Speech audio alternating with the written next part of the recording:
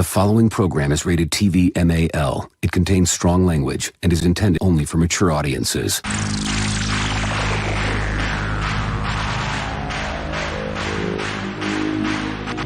TBS, America's #1 independent television network, presents the following sports exclusive. You're listening to Basically a Sports Show. Follow us on Twitter at Basically Sports. Subscribe to our podcast on iTunes. And check out every episode of the show at basicallysports.tumblr.com. Now here's your hosts, Zach, Greg, Mike. And this is Andy, and you're listening to Basically a Sports Show. And let's do this.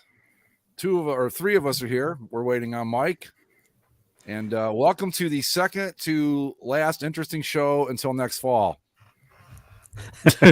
Wow, that's pretty damning. So you just killing our summer content? What's I'm just joking. I was just thinking about that today. I'm like, well, we'll have hockey, but that's not going to really get interesting for another month or so. What are you talking about? We got do we have we have Winter Olympics. Winter Olympics starting. Where I don't know if you saw the Big Air facility, which is for skiing and snowboarding, big jump. You do one big trick. Normally, that's an event that's held in the mountains, but in recent years, it's become more of a commercial thing where you can kind of prop up these ramps wherever you want. They did one at Fenway Park a few years ago. The one in China is to promote their sustainability efforts there in China, of course. Them being the environmental leaders that they are. Yes, of course. It's on the site of an abandoned steel mill. Okay. So what the angle it looks like the nuclear cooling towers of like Springfield behind this giant ramp of artificial snow. I was watching some skiing yesterday, and they showed this wide shot of the mountains that they're skiing in.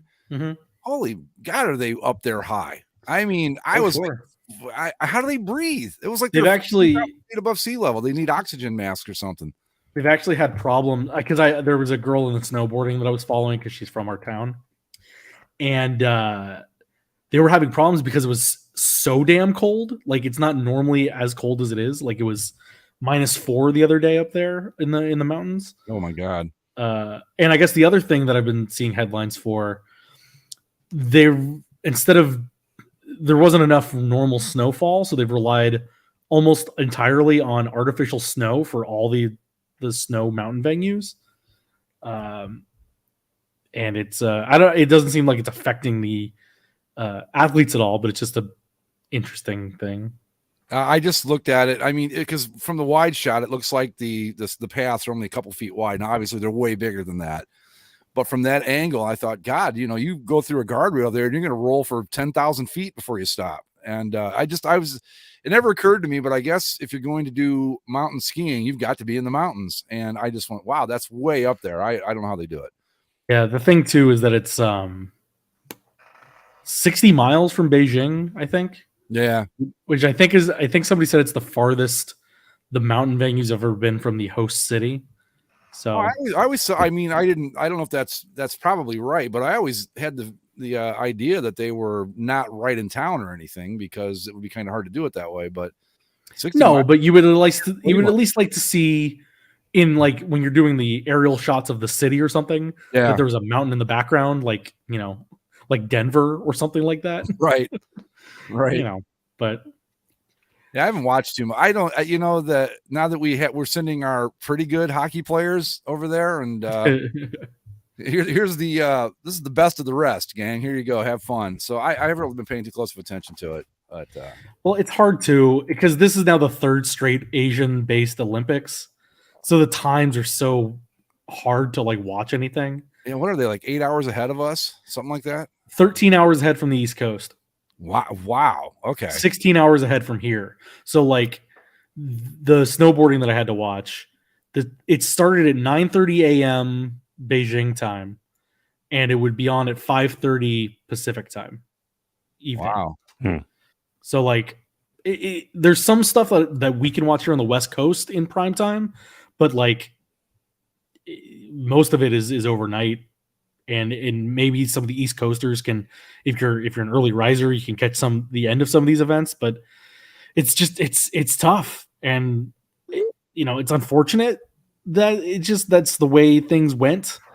That we have the 3 Asian games in a row that kind of make it tough. And the other thing, I don't know if there's as much hype for this one because of the China of it all. For one, and two, we just had an Olympics last year. Yeah, I was just that we dealt with all the problems, so it's tough to get the same hype. Well, let's see here. Question. Go ahead, Andy. We'll just leave the question up. We'll answer it when we're damn good and right. I would say I was going to bring up that the fatigue of just having it last year, but as far as the women's hockey that Chaos Blast brings up, I was intrigued to watch a little bit of that. I watched some curling. I don't necessarily care so much about any country's individual success so much as I just kind of watch the event and hope it entertains me. And curling, I know that you guys have been infinitely more into curling than I have ever been historically, but it was interesting. I did some research, learned a few things about curling I never knew, just like pebbled ice and things like that. But I still have no idea how the scoring works. And neither do I. I just like watching them throw the rock down. It's not that. I don't think it's that hard. So what it is basically how the whoever has the innermost position on the circle. Okay, they're the ones that get the point, and so then it depends on how many of your rocks you have inside of somebody else's. So normally it's just one because everybody's shooting for the same dot. But if you play your cards right, sometimes you can get 3 stones inside of the next nearest stone from the other team, and then you can get 3 points. Okay, and then I think there's 10 ends, which are like innings in a baseball game. I thought I heard you flip back and forth. What was I high, or did I actually hear? And this wasn't this year, but like at one point I could have swore when I was watching curling in an off Olympic year, which just shows you, I don't know, that there was nothing on TV that night, I guess, but I could swear they referred to it as an inning once, but maybe they were just using the reference that you just made, Zach, like it's like an inning. I think they're just called ends. Yeah. I don't know. I get, it's a kind of real Zen-like quality to it, where you just kind of, it's just a cool sport to groove on. You don't have to really know what's going on to enjoy it. It's just fun to watch. Yeah, to me at least. No, I've enjoyed it. But as to Chaos Blast's actual question about, because I think what he's referencing, there was somebody wrote an opinion piece. I think it was in Canada, saying that women's hockey doesn't belong in the Olympics. Okay, why? Because the United States and Canada blow everybody out all the time, and that there's no real hope for anybody else. But every sport has to start somewhere with that. I mean, we've started there with basketball too, or even women's soccer. But wouldn't you make could you have made the same argument in the 60s and 70s and 80s even, that the Soviet Union had no business being there then? And eventually teams got better or the other team got worse. And for example, since women's hockey was introduced in 98, there have been 6 different countries to play for the bronze medal. So it's not like nobody's around. And not to mention, the United States did lose a semifinal one of these years. I think it's fine. It just kind of is what it is. And it's no different than some other sports. Like somebody I saw brought up the counter example too would be, okay, well then let's ban table tennis from the Olympics. Yeah. Because every single time, every gold medal in ping pong has been won by a Chinese athlete. So it's all right, well, then get rid of that. Except that one time Forrest Gump won. But other than that, yeah. Right. American hero, Forrest Gump, yeah. Yeah. So I think it's fine. The other countries just below them are getting better. Though I don't know if they'll ever get to Canada, US better, because it's just a matter of desire of the national programs to do so, and money and things like that, and culture, really. Yeah, but the Chinese are once again expected to take home all the medals in killing Uyghurs. Yeah, that too. Except for the one that lit the torch. Don't forget about him. The one they threw they threw him in and burned him alive.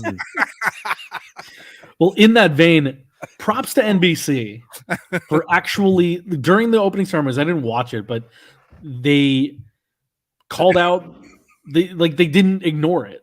They brought up the Uyghur stuff. They brought up the human rights violations. They didn't just kind of like glaze it. Oh, it's so great to have China hosting these games. No. They didn't stray away from it at all. And props to them for at least saying it. It's probably easier when most of the broadcast teams are actually in Connecticut rather than in China. So who knows how that would have played out if they were there. But we don't treat the Uyghurs badly. Watch, we're going to throw this one in to start the Olympic Flames. See, it's just drenched in kerosene. Instead of like carrying the torch like through like a crowd, he's like on fire, running and screaming. It's like an army whatever unit like lights him on fire as he runs by. Yeah, well. Oh well.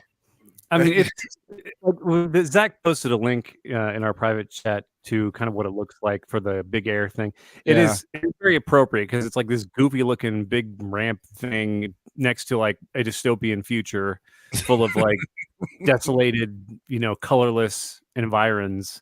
It looks but like they put the logo on one of the cooling towers, so it's okay. No, I didn't see that. Hold on a minute here. I'll give them credit because in reading about the the repurposing of all those old factories and stuff, they actually they're not. It's not just abandoned infrastructure. Like they've integrated it into something. I thought they made it more like living quarters and. Well, yeah, it was actually really nice. Yeah, and also too, guys. Like, I don't know if you know this, but the cooling towers. I mean, I know that most people see those and think nuclear power, but that's not always. I mean, sometimes they're cleaner energy, like coal. That, like I said, that's a steel mill that they built that on. Yeah, but it's still just weird. It's kind of funny, but and I read up on it, and the reason that steel mill closed was China was trying to lower the pollution levels before the 2008 Summer Olympics. Yeah. And, you'll see how that's played out. I was just going to say they ran out of Uyghurs to fuel the place with. Okay. It's now a Uyghur ashes processing plant for them to filter out any, useful remains to. Hey, there's nothing funny about this except. No, it's just one of those things. It's sort of like I hate to say it, but it's the Olympics were held in Nazi Germany too. I mean it's you can't always go to the best most illuminated places in the world. Sometimes you gotta go to these places. The difference is the Olympics wasn't like the moneymaker or the materialistic thing that it kind of is now. True, it's not the business it is now, and it's like we could have. I don't know. I don't know if you could boycott it too because of that. Because again, you have all these athletes. They're professionals. They literally train their entire lives to do this. Well, and I've seen denied them that opportunity. It would be like, I've seen a lot of people like going, I won't watch these Olympics because of China. It's like, I think the ship has sailed on China, guys. I don't know how much of stuff in each one of our homes is made in China, but I'm betting it's a lot. So if you're going to go that route, everything in this house is American made. Well, I mean, I'm doing the show on a Mac, on a AirBook or whatever it's called, a MacBook. Yep. So that was made in China. My iPhone sitting to my right, made in China. I'm sure the microphone I'm talking into was probably made in China, the board. So I'm not going to get on my high horse here and go, I'm not, I mean, whatever, do what you want. I got to say, I was surprised. I unrelatedly, when I was putting on my pants this morning, I noticed the tag in my jeans so that they were made in Lesotho, which I thought was odd. Wow. You know, that's funny with clothes. You get some of those places you go, I didn't even know this place existed. And here they are making my Harley t-shirt. Cool. Anyway, it's so I'm not going to get my high horse. I mean, China's not the greatest place, but like Andy said, they had the Olympics in fucking Nazi Germany and no one seemed to have a problem with it back then. Well, I mean, there were some people that had a problem. Well, you know what I mean. But I mean, it still happened, and I'll just point out that Ohio State alum Jesse Owens went over there and shoved it straight up Hitler's ass, which was pretty cool. Well, Hitler, to be fair, Hitler doesn't remember that he was like strung out on meth the entire time. God. Like, have you seen the footage of him just shaking back and forth, just riled up on crank? Like he's absolutely anyway. But the thing is with China, the irony is that like I guess the hypocrisy is just the money, like for all these human rights things and the Uyghurs and whatnot.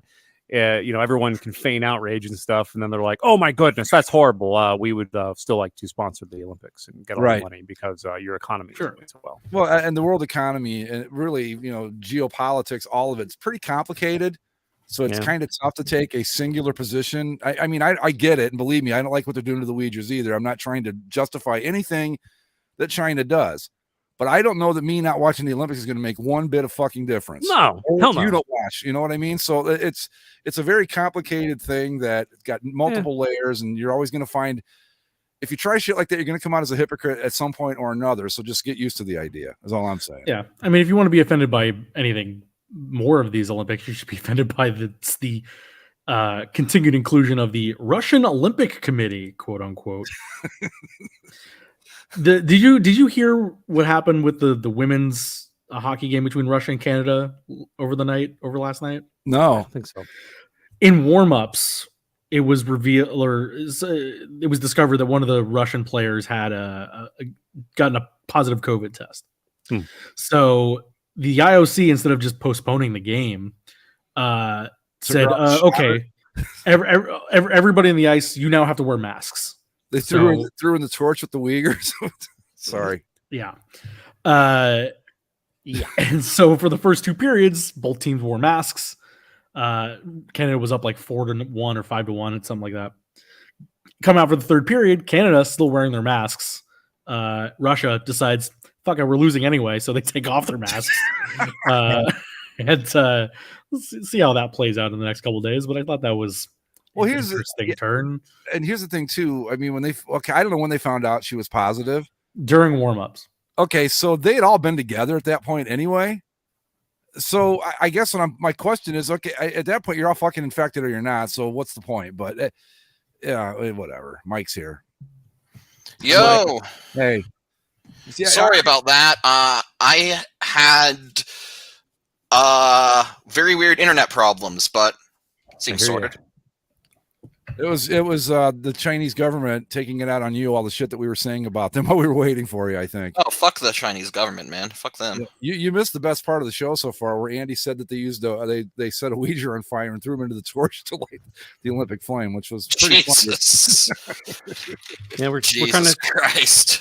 We're kind of talking now about Zach brought up the Russian women's hockey team failing to wear masks for the third period of a blowout loss to Canada. What did they do about that? Did they do anything?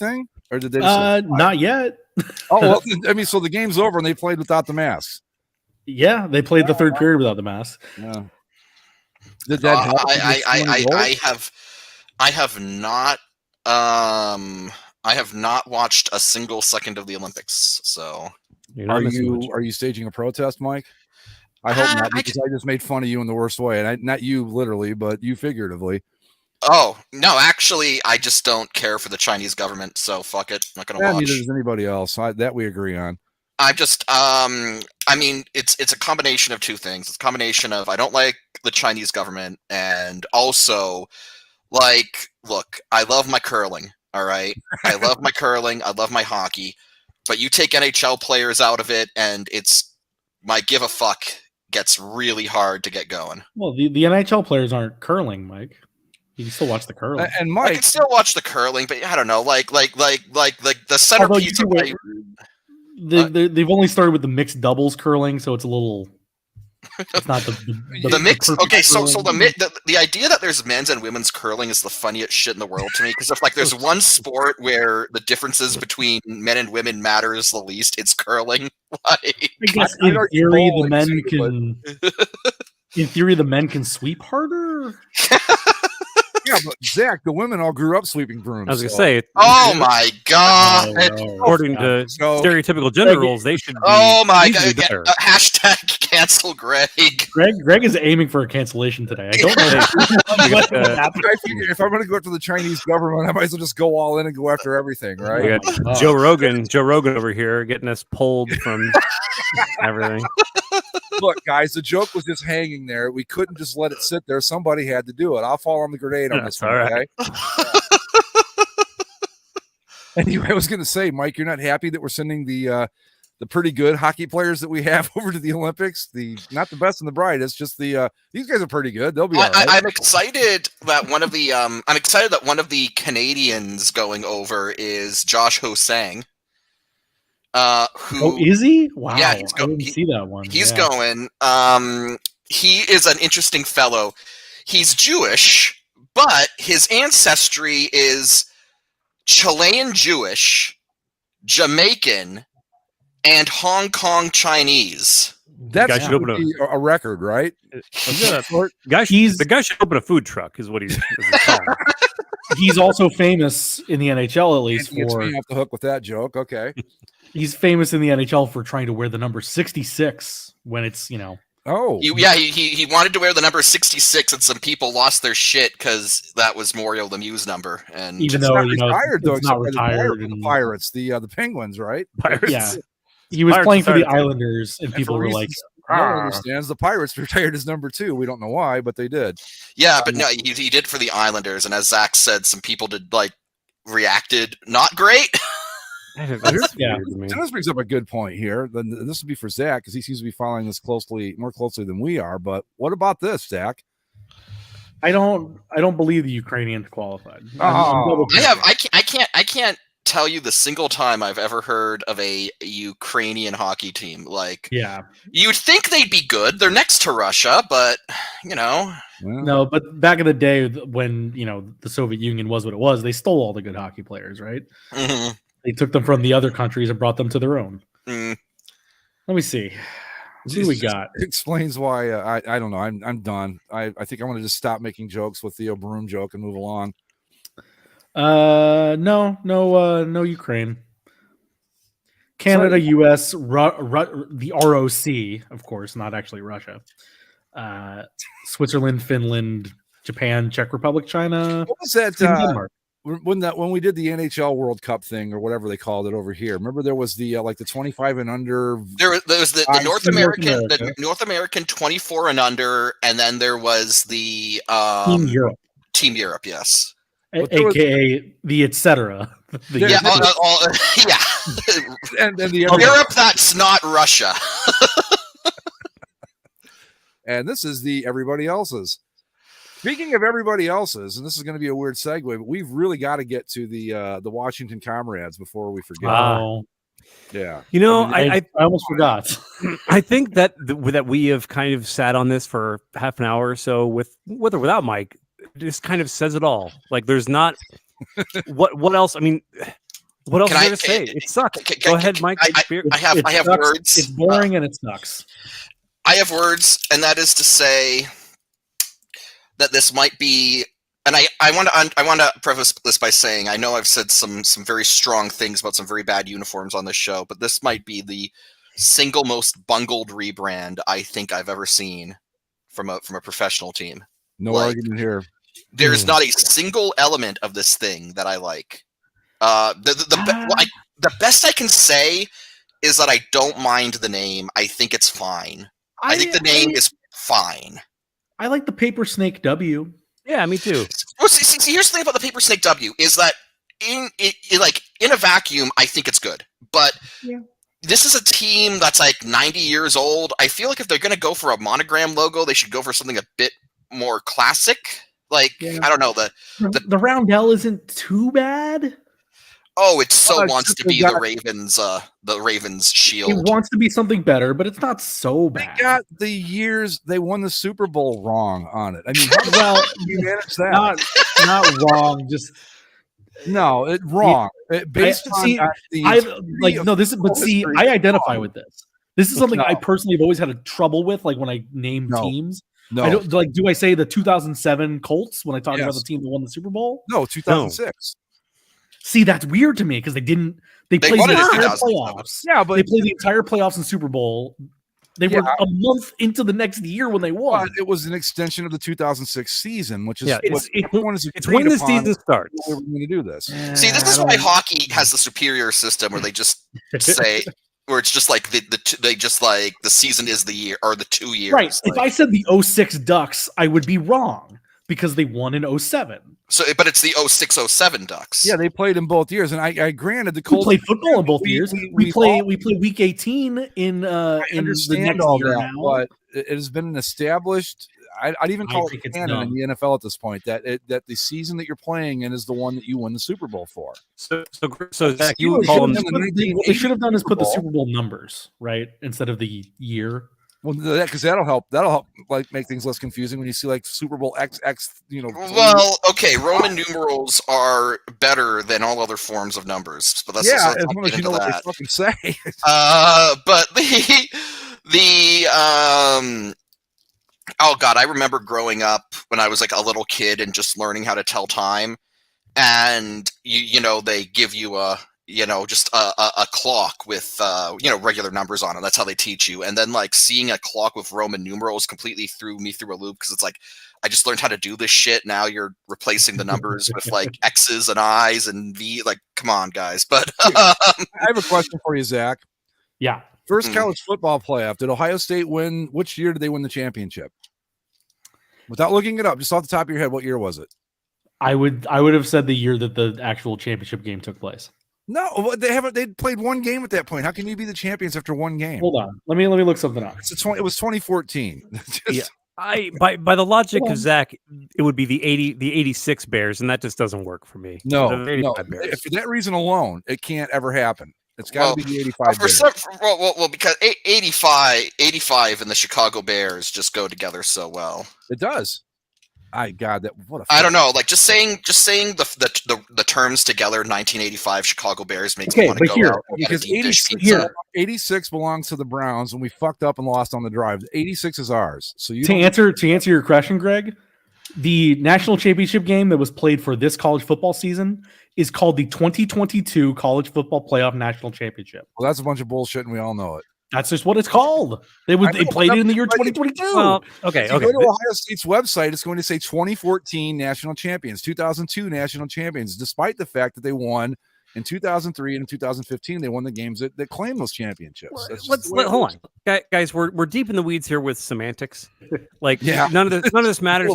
Let's. This is like the. Let's go back to laughing at the Washington comrades. It's another point that we don't actually want to talk about these stupid uniforms. Right. I mean, it's just, we're getting away from the fact that like they totally fucked this up. I want to talk about these uniforms because these are hilariously bad. I put together something in a half an hour after work. And not to toot my own horn, I'm not a pro designer, but I thought I did I think I did better than these schmucks. Yeah, how long did that take you, Mike, to do that? Probably half an hour, 45 minutes from sitting down at my computer to posting it. Half an hour to 45 minutes, and you completely obliterated 2 years of fucking research and circle jerks that those assholes did at Nike. It was amazing. So part of the issue with the whole Commanders thing was that they, I guess, reading about how they came up with it, they like informally agreed upon the name like last August or something. Like it was just, Commanders, that's it. That's just it. But who is it? The Chase Young, I think, or what's the name of their defensive end? He was being surveyed for names that he liked or names that he didn't like, potential new names. And the Commanders was suggested. He gave it an F. And so naturally, they decided to go with Commanders. And now he's got to like pose and posture and all this stupid uniform. Wearing commander shit. I just don't, because like Guardians is the natural comparison. Like a major overhaul related to racism, things of that nature. And the Guardians thing it was divisive, and we actually had a really, it got heated sometimes and agreements and disagreements. But like this conversion to the Commanders is so amateur and it's exactly what you. The funniest thing I saw out of Washington fans were like, sigh. Why did I expect anything else out of this team?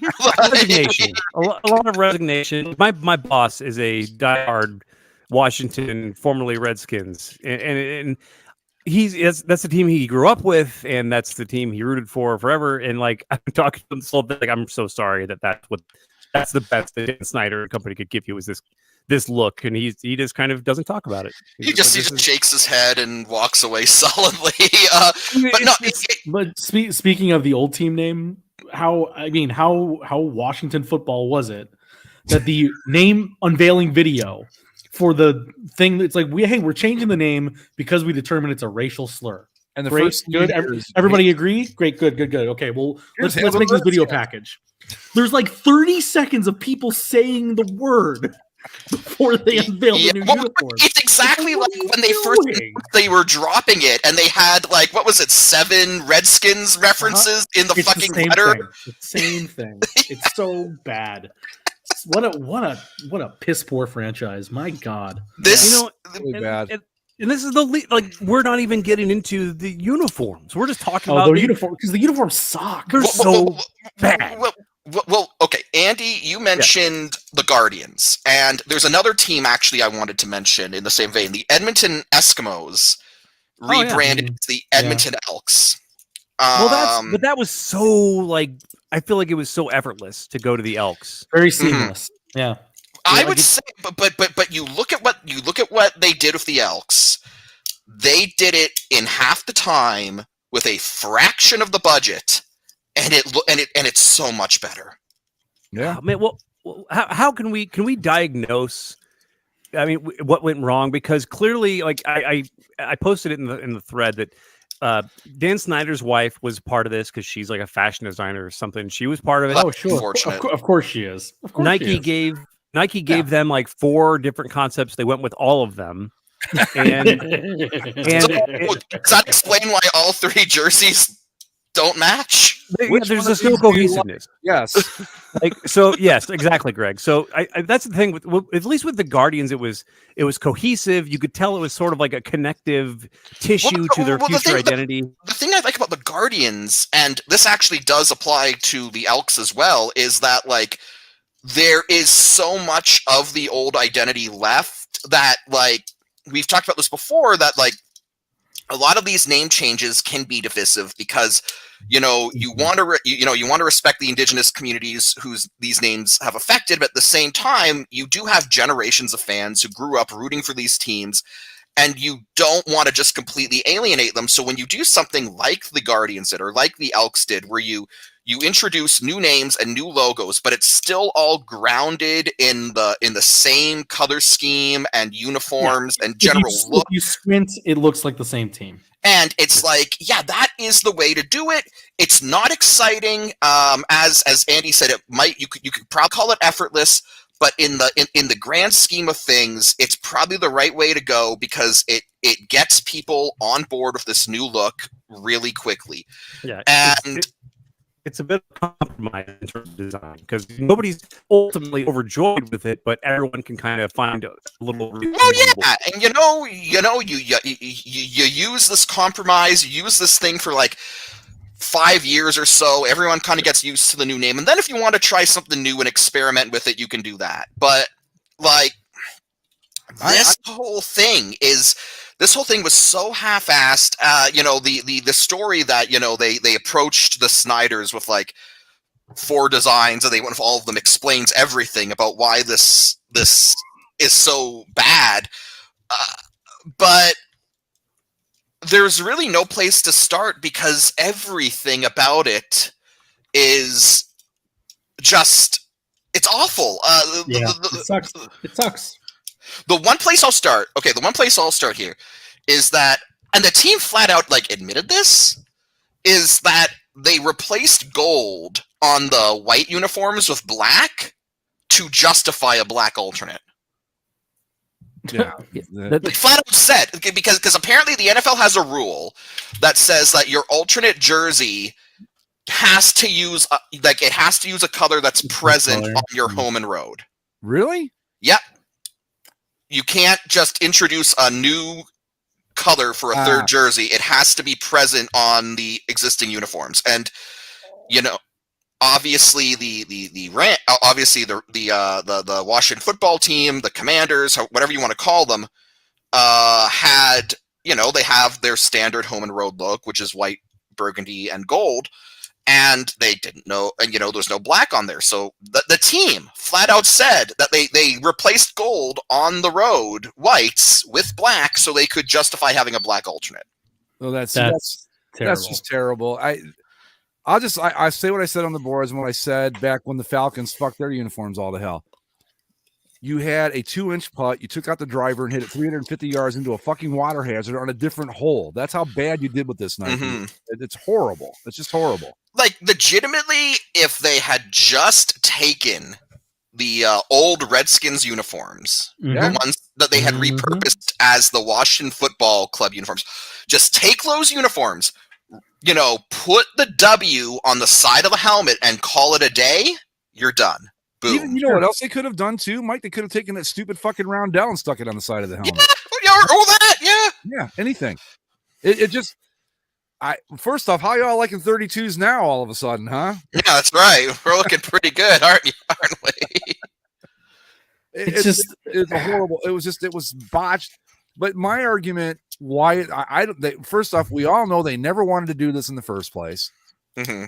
And then, look, my girlfriend, she knows more about sports uniforms than most girlfriends do. I'll give her that. But when it comes time to design a uniform, she's not going to be the first call I make. But then again, I'm not calling Nike either. But the point is that we've seen you do it in 45 minutes. And, back when the concept section on the boards was actually worth going to, you would see guys come up with stuff that was, I think, absolutely NFL quality, and it would take them a day. Mm-hmm. My question is goes back to the same thing. What the fuck are they working on for 2 years? I mean, I don't get it. And then you come up with this. It took them 2 years to decide to do dot matrix. Yeah, and whatever. It's not only dot matrix, but the funniest shit is when they go on in their press conference and they go like, the gradient on the road numbers is a first in the NFL. It's like, the Rams did it last year, you idiots. Well, here, while we're on the topic, I have the Nike speak for the story of the uniforms here. Oh my god! You know what? I've said it before. That's my dream job. Is to be the person who writes the Nike speak, because I think that's, talk about a creative writing outlet. Yeah. So as a way to kind of talk through these, because we're kind of like generalizing, we're going to go uniform by uniform because there's a lot of bullet points for the story of each of these uniforms. We're going to start with the home burgundy. Okay. Tells the story of our history and legacy as one of the NFL's first franchises. Fresh perspective on a classic design. The home uniform will retain burgundy and gold colors, a specific reference to the uniforms of the past. Stripes on the sleeves are a tribute to the legacy stripe on the Super Bowl winning team uniform sleeve of the 80s and 90s, the DC flag, and the military concept of earning one stripe. Well, wait a minute. So basically, they just said, so we put some stripes on it because the old ones also had stripes. Yeah, and then but it's also the DC flag, and it's also the military earning your stripes. Go fuck yourself. And it's also again, note that the home uniform will retain the burgundy and gold, a specific reference to the uniforms of the past, aka we use team colors. Yeah. Yes. Novel concept. Stars on the inside of the collar are a nod to the DC flag.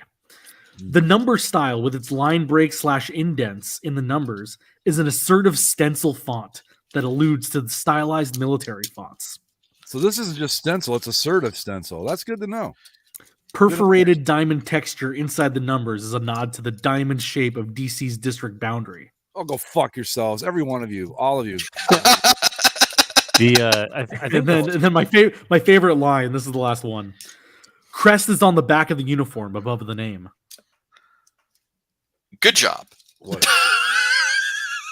I feel like let's talk about the burgundy ones with the bold ass commanders inside of two giant thick lines on the front of this jersey. The flag references are for the public to that is who's going to the taxes will actually pay for the next stadium, and they just want them to be prepared for that. Represented, right? Yeah. No taxation without representation. So there you go. You're on the jersey. I thought the which jersey is it? The black one that has the black one actually has the flag. Yeah. Yeah. Now, are those the actual flag colors? Because I saw that and I thought, well, that's South Vietnam's flag, right? No. The actual flag is white and red. Yeah. Like so the gold and red one was the one that I said, look, this is our tribute to South Vietnam and the commanders that led our boys into combat, and one of America's greatest military achievements, which is complete bullshit, obviously. But I mean, it does look like that, does it? Are we all in agreement that this Burgundy one is the best of the lot? I think it's the best one, but it's still not good. I dislike the giant commander's word mark. I didn't say it was good. I didn't say it was good. I think that if you took the Burgundy jersey, got rid of the giant JCPenney catalog from 1971 word mark on it, and went with like the gold pants with some stripes, it would probably be a pretty solid look. And took out the military dashes and the numbers. Yeah. Stencil. Yeah.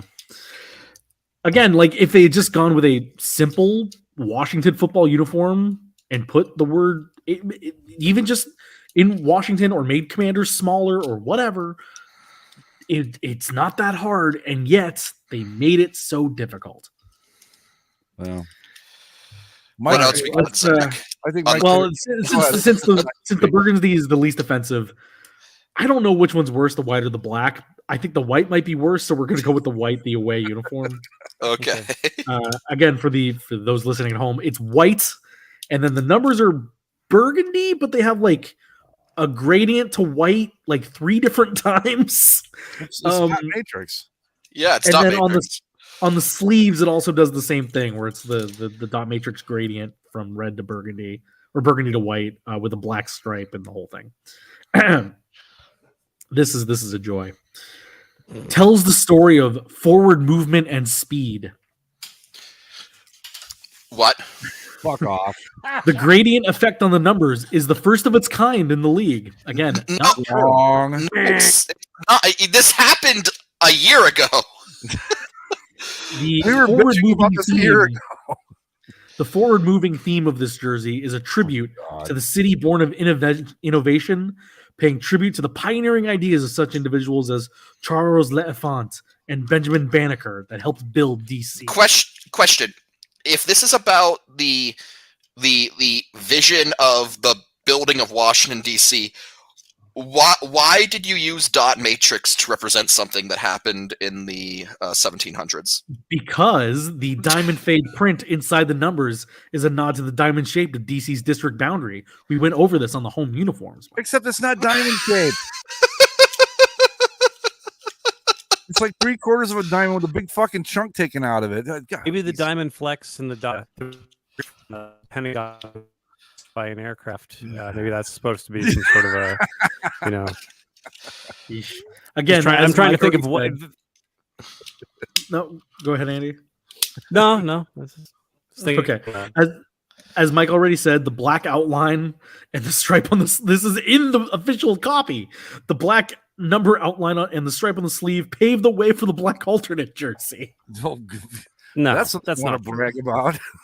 The black jersey was the players being dumb paved the way for the ownership to get a black.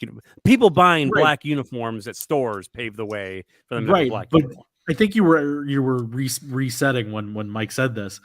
There is apparently an NFL rule that says that you have to use jersey colors that you already have for your alternate. So they had to put black on one of these things to justify making a black alternate. That's why the Jets have like the little black outlines on their numbers and stuff, right? So they can stupid fucking black. Oh my god, this is so stupid. I hate this. And then again, the last line, the crest on the back of the uniform is above the name. I love how they just one of the points is literally just we put a logo here. Yeah. Wait, I want to back up. Remember when we were talking a while ago about the Colts having those black swooshes on? Was it the home of the road? That's okay. Now I'm really nervous about that. Mm-hmm. Yeah, as you should be. I mean, I thought back then they were going to go with a black jersey, but now they actually they've paved the way, to borrow from Nike speak, to do that. Jesus. Which is interesting that we're learning this, because now I know the Rams aren't going to get a black alternate because they can't. Yeah. I know. I'm in my head. I'm like going through like what colors do the Browns wear? Okay, everything's good. We're fine. All right, yeah. These are. I mean, between the dot matrix like gradient shit, it just. I think we established this is like a bad Arizona State alternate, right? Yeah. Like Mike said, that's what they play like they'd wear on a Tuesday night. Yeah, they look like something that Arizona State would wear on a Tuesday night game. I don't get it. Especially like again, we've established that they chose 3 different designs because they wanted to, but like you put this uniform next to the home uniform, and really the only thing it has in common is the shape of the numbers. I guess the shape of the stripes, but once you throw in the gradient, it doesn't matter anymore. It's not the same thing. This team's gonna look so disjointed. It's like the uniform doesn't even match the helmet. Nope, it does not, because the helmet has a single gold stripe down the middle, whereas the jerseys have the 2 gold stripes with a white one in the middle. So you know what one of the coolest things about the old helmet was the like the depending on how you count your stripes, either the 3 or the 5 stripe pattern, like the Oilers used to have and the Dolphins had for a while. That was cool. And so they go, well, you know what? That was cool. So fuck it, let's leave that out. I mean, come on, what the hell's it? This was just such an easy thing to do. Like Mike did it in 45 minutes, and with those old gold, the gold, the gold one, the gold helmets, Packers uniforms, basically the Lombardi era uniforms that they wore, and it looked fantastic. Just the W inside a circle with the 3 stars above it, red outline on that beautiful gold and burgundy and white uniform looked fantastic. Would have been one of the top looks in the league if they'd done that. Nope. We got to sit here and talk about this pile of fucking garbage instead, because I don't know why. Other than Snyder's an idiot. As I flip between the two, I've changed my mind. The black is much worse than the than the white one. Oh yes, because the helmet goes along with it. So again, fucking helmet for those playing at home. This is like it's black. So it's not even like really black. It's almost like the graphite black. It's kind of lighter. Does it have like camo or snakeskin pattern? It has camo with dot matrix like on the collar and on the sleeves. You know what it reminded me of when I saw the helmet was a bowling ball that's been used a whole bunch. The same pattern also goes down the side of the pants. Used to be really shiny, not so much anymore. And then the matte black helmet with the W on the front and giant numbers on the side of it. Yeah. And the W is about the size of a sticker that you would, get out of a gumball machine. It's tiny. At least it looks tiny to me. Football teams everywhere. We've tried this a few times now. Please stop putting logos on the front of the helmet. It does not work. It really doesn't, no. Like, sometimes you have a cool, interesting design element, like a cool stripe. Maybe. Generally speaking, stop doing it. All right. The black uniform. Lines that frame the player last name are on the back, mirror the strong, bold lines of the Commander's primary logo type. I forgot about that because they don't show the back on this graphic. But the name on the back of these things is awful. The custom military-inspired diamond camo presents a ownable, not an ownable, a ownable DC narrative. What? The custom military-inspired diamond camo presents a ownable narrative, DC narrative. What? one more time. Okay. The custom military-inspired diamond camo presents a ownable DC narrative. Those are just some words. Yeah, that's just we put words together and threw a couple of marks in there. That's it. Yeah, Commander's word mark is positioned in an authentic military name tape placement, aka the "Hello, my name is" tag that the Rams popularized. Yes. I'm very sorry to everyone for what we've done. For unleashing that on the league. In case you forgot what team this is, it's this one. One sleeve has the DC flag representing the city. The other sleeve has the crest, showcasing that we are a team of leaders. Except it's not the DC flag. It looks like the South Vietnamese flag. Yeah, you can't really change the color on a flag because then it becomes like another flag. Because especially, I was just a kid, but I remember that South Vietnam was our quote unquote ally in this thing. But I remember that flag, and that's the first thing I thought of when I looked at it. Like, I never thought about that, and as I Googled it, you're absolutely right. Like, it looks like, why are you rocking the South Vietnamese flag on a Washington? Well, it's important to, the Cardinals in St. Louis reach out to the Bosnian community. Maybe they're going for the South Vietnamese community. It's important to make these inroads, Greg. Yeah. I mean, just like is there a large Bosnian population in Washington? I don't know. the South Vietnamese market. That's an untapped market in the NFL, probably. Yeah, truly. And so the other part of that sentence, the other sleeve has the crest showcasing that we are a team of leaders. Is that what the crest says? I think the crest just says 1932. And a bunch of wrong years. All right. Last line. I understand what you're saying with the year thing, Zach, but it's kind of accepted that the year that the season is what you get to claim, not the year that you actually won it. So that's why. Look. No, I understand. I'm just saying that like I've made the mistake too, so I don't blame them. But but they look. I am rather agnostic on this whole year debate. I just like ragging on it because it's just one more reason to make fun of these stupid things. If somebody said the 1992 Super Bowl, they wouldn't be wrong. No, but they won for the 91 season. See, like I saw 92 and I'm going, no, that was Dallas. And then I saw really the issue with all this. No, 88 was who the fuck won in 88? The Niners beat the Bengals in 88. The issue with all this is we shouldn't have made the Super Bowl's Roman numerals, I think is what we're learning now. Anyway, the last line of the description here.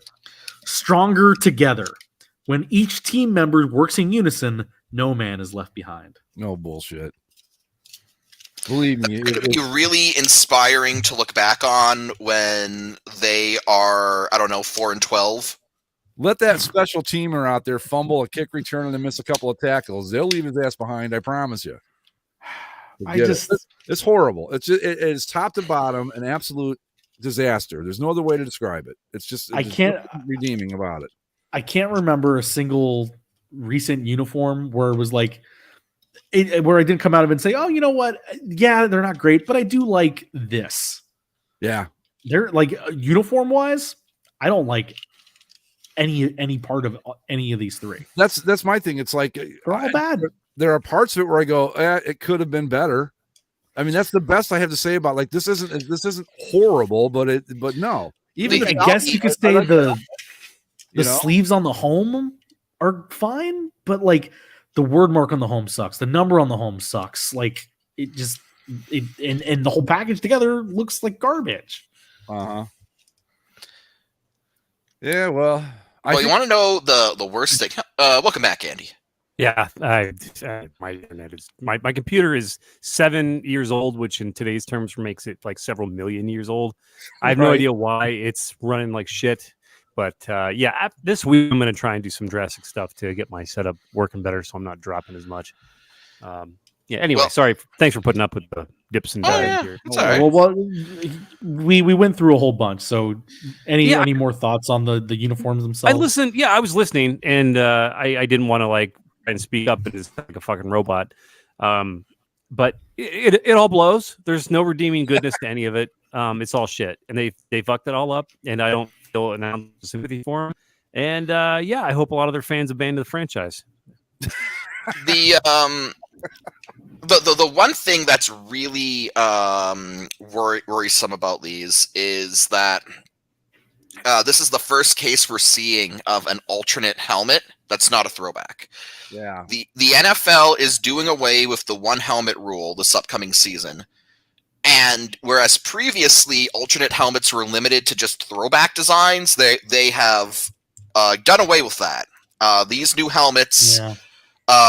Teams will have the option to have an alternate helmet, and it can be anything. It could be a throwback. It could be a completely new design. And as we can see here, Washington has opted for a completely new design. So get ready for a bunch of college-ass stupid helmet designs to seep their way into the NFL.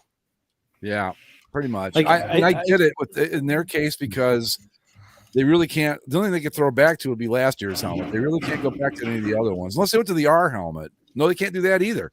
Because that wouldn't work. No, none of them would really work. Yeah, so that's it. So what I'm worried about, what you just brought up, Mike, is like we're going to see like the Detroit Lions in their, I don't know, God, I can't believe I just put that out into the universe, but it's going to be something. Yeah.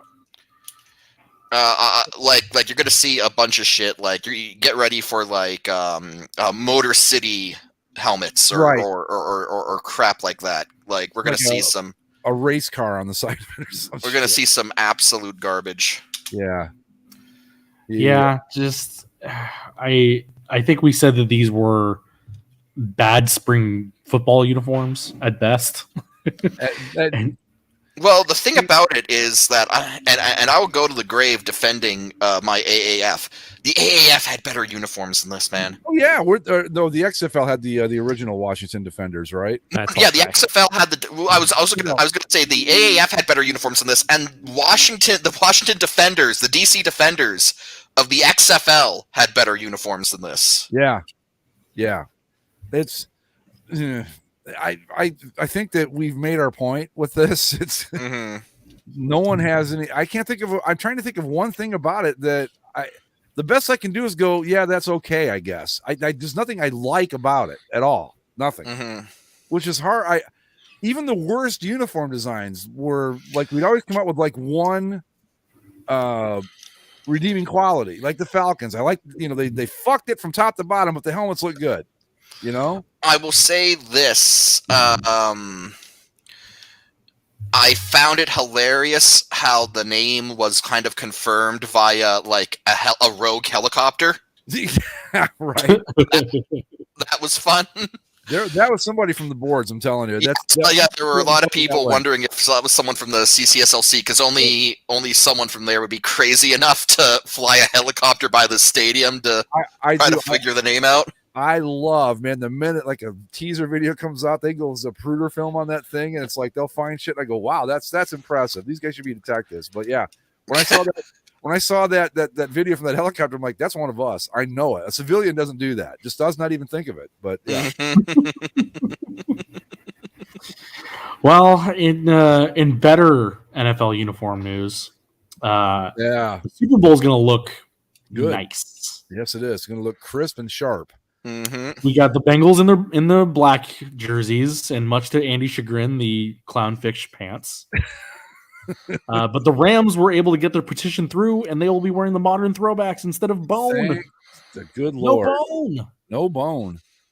Yeah. So if the Rams win it, if the Rams win this game, will that be enough to banish the bone to the land of ghosts and wind? I think by just approving them for this game at all, I think that's what you're seeing. Now, the problem that people have had with these jerseys is that nobody can fucking buy them. So the Rams all season, like, there's the various levels of replica jersey that we can purchase. And the one that I enjoy with the stitched numbers, the Vapor, the Elites, I think it's called. I mean, that's the one that I would want to get. They have not sold the white jerseys in that style at all this season. They have only been in like the regular replica with the iron-on numbers. And so and they have a limited number of them available at some pop-up shop that they had to make because since the team store is at the stadium and the stadium is shut down for Super Bowl prep, they had to make new team stores. and so people waited in like an 8-hour line to get to the store to find out that they didn't have the white jerseys in stock. So they had to like pre-order them. And then when they did get them, there's only a limited amount of them.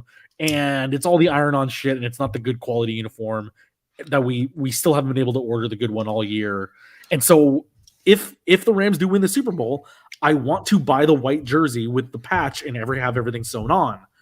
I don't know when or even if I will be able to do that. And that's a major failure on, I don't know if it's Nike's part or the Rams part, but somebody messed up in terms of the merchandising here. And it's so weird. It's so weird. It's so weird that they unveiled an entire new jersey this year and didn't have it available at like every price point. Yeah, and I understand that the last year and a half has been tough for people with like shipping delays and et cetera, et cetera.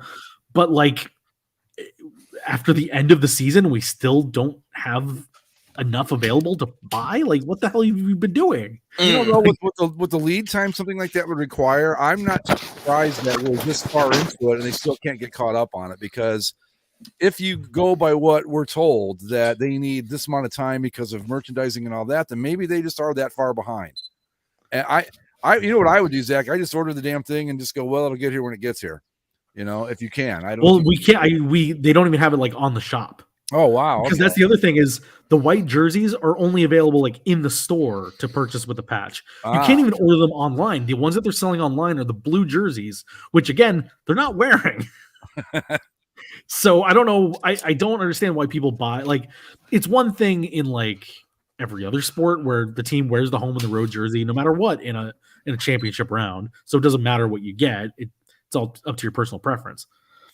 But like, I do see people that get like a Stanley Cup final patch on an alternate jersey when they didn't wear it, and it's like that's incorrect. I see people at the Ducks games that have the black Anaheim script alternates that they wore, and then they put the Stanley Cup final patch from the year they won, which was 2 years after they stopped wearing those jerseys, and it's like, what are you doing? Yeah. That's sort of a situation that I'm struggling with, because as a gift, someone got me actually a red Tom Brady Bucks jersey with the Super Bowl patch. Is it the iron-on stuff? Yes. Yeah.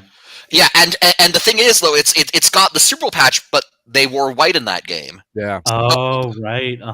So I'm like, I got this jersey as a gift. I like it, whatever. It's a fine jersey for what it is, but it's like my OCD starts acting. It's like, that's not no, it's wrong.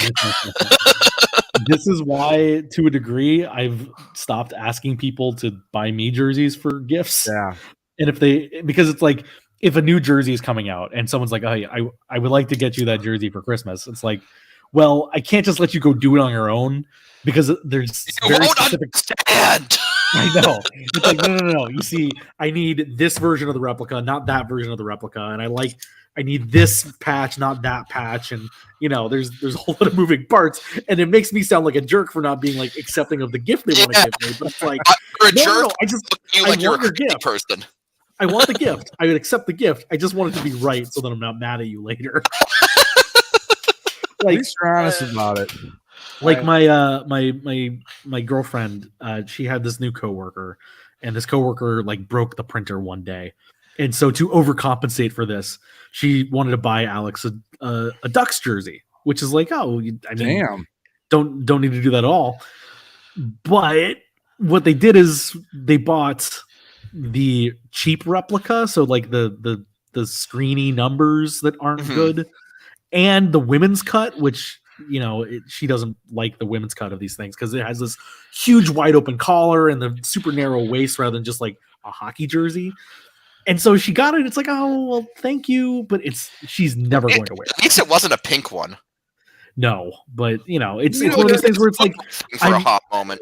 It's a very nice thing you've done for me, but I don't want this. Real women fans don't want that women shit. That they don't wear that. They want the real jersey, just like we would. I mean, come on. Yeah, it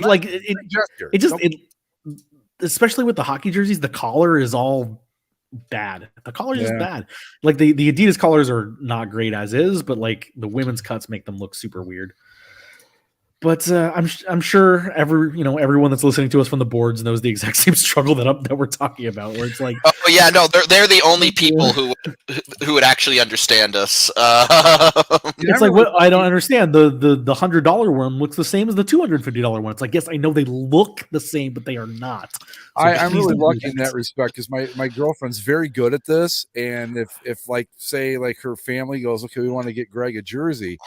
She'll ask me and I'll go, I want this specific one. And then she's very good at communicating. Like, it has to be this one, not like I wanted a Cleveland Crusaders jersey a few years ago. And I'm like, it's got to be from this company. I want the white one. And it was perfect. I got a Nordiques jersey a few years after that. Same deal.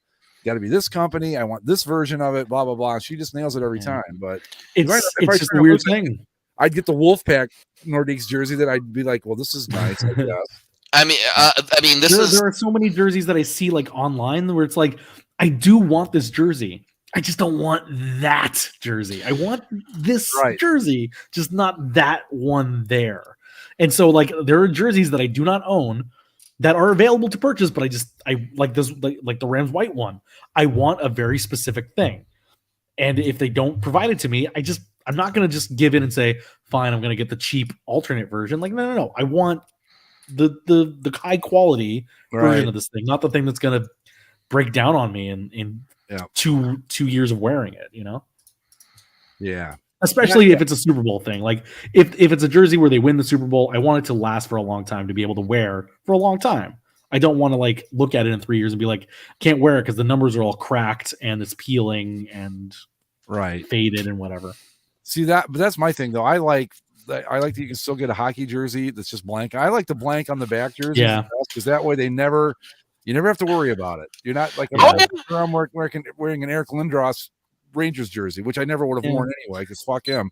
But that's what makes football tough for sure. In that regard. Same with basketball. I mean, the CFL doesn't care about these sort of complaints. No, they don't. The CFL, the standard is just blank. You have to specify if you want a unique player. I know. Whenever we turn on a CFL game and I look at the crowd, it's like, God, that just something looks off. It looks like a video game crowd. Back in the 80s, when the Browns were like doing their thing, there was this place called Merle Harmon's Fanfare. It was like a sports memorabilia, like a franchise sports memorabilia place. And when you went in, they had blank Browns jerseys, and you'd say, okay, I want like number 29. And they would like heat press the numbers on right there for you. That's how you got your jersey back then. That's still kind of how it is in Canada. There was like stores that you can go, stores that are licensed to sell CFL gear. Like you buy them blank, and like they ask you, it's like, you know, do you want a name or a name and number on it on this? And then they will do it for you in the store, because like that's sort of the thing, is that you buy in the CFL, you buy the jerseys blank and you pay extra afterwards for customization. Yeah, that's the way it used to be. They had like they had like the Browns, Bengals, Lions, and they didn't have like every team like you can get now. So it was wild if you'd walk in there and see like a Buccaneers jersey. You go, oh wow, that's cool, because you didn't really ever see one in the wild. But yeah, that's how we did it, and it was cool. But that's not like that anymore. I mean, the whole thing is, we've talked about it a million times on the show, but the explosion that I've witnessed in my lifetime as a sports logo geek, the way this has gone, it's really pretty amazing to where we are today compared to where it was. Like, even it's cool, but at the same time, it encourages shit like we just saw out of Washington. So exactly, yeah. Anyway, so should we move on to the Super Bowl, Zach? Our second best superb owl. Back-to-back years, we've had a bass participant in the Super Bowl. How about that? Superb Owl Levi. Can't wait for it. Yeah, man. I'm. Are you psyched? It kind of hit me this morning. It was like, oh man, it's game week, man. It's Super Bowl week. I thought about trying to make time to go up to the NFL experience thing, the Super Bowl experience thing that they have, or Radio Row, and it's like I don't know if I don't think I have the time, or I don't necessarily want to pay for it either. I don't know, man. I'm super pumped. I'm like the Super Bowl is happening and it's here in LA, and it's just cool. Like there seems to be legitimate buzz around the Rams in Southern California right now, which it's significantly more than it was the last time, and that just shows me that the team's growing. Screw the charge. Like Justin Herbert won the Pro Bowl MVP yesterday, and I don't think anyone knows. My Pro Bowl watch time consisted of like, I was at a restaurant last night and they had the game on behind the bar, and I noticed it was a 1-touchdown game and went, and then that was it. So I was flipping through channels and I saw it, and I think it was Russell Wilson throw a pass. It was caught, and basically the guy two-hand tapped him. They stopped the play. I thought, I am not even. If you're going to do flag football, let's do flag football. I get you don't want to make anybody get hurt. I understand that. I'm completely okay with that. But don't make them wear the pads and all that shit either. Then throw the helmet on it so you know who everybody is, and fuck it, let's go. I didn't see a second of it. I only saw some like highlights on my Instagram. But like, if they're doing two-hand touch tackling, How the hell are the linemen blocking each other? I don't know. I only watched like 2 plays. And I just don't understand. First off, because it was Russell Wilson and fuck him. I was like, no. Right, yeah. They show that asshole. He's like, before I saw something that showed up before the game. He's got his fucking sunglasses on, trying to look cool. It's like, dude, you're not even, like if Rodgers and Brady weren't Rodgers and Brady, you wouldn't be there right now. You wouldn't be there. I don't know who the 3rd string quarterback would be in the NFC. Who would it be? The NFC was Kyler Murray. Okay, yeah, but fuck Russell Wilson. Anyway, it's just the idea is that if you're going to make it a touch football game, make it a touch football game. Let's have some fun with it.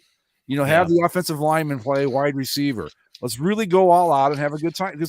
Look, that wasn't football yesterday. I don't know what that was. It wasn't even a good walkthrough, really. It was just kind of a joke.